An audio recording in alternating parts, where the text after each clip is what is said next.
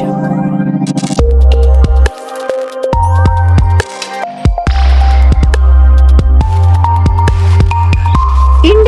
TV 9 news Maharashtra.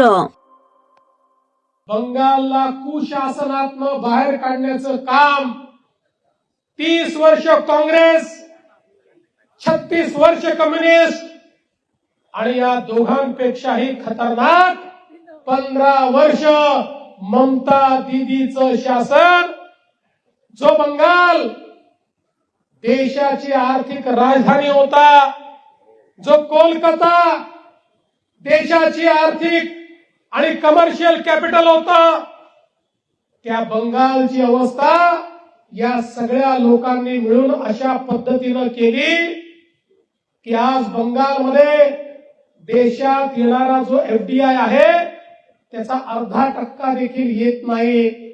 जो बंगाल देशातलं पहिलं औद्योगिक राज्य होतं, त्या बंगालमधनं 7,000 मोठ्या इंडस्ट्रीज बंगाल सोडून चालल्या गेल्या. त्या बंगालची अवस्था ही जंगल राजची अवस्था त्या ठिकाणी झाली.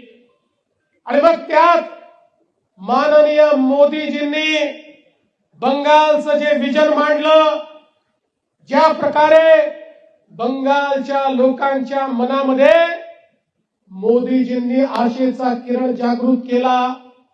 एकीकडे दीदीचं कुशासन होतं आणि दुसरीकडे मोदीजींच्या माध्यमातून बंगालमध्ये हजारो कोटी रुपयांची कामं चालली होती.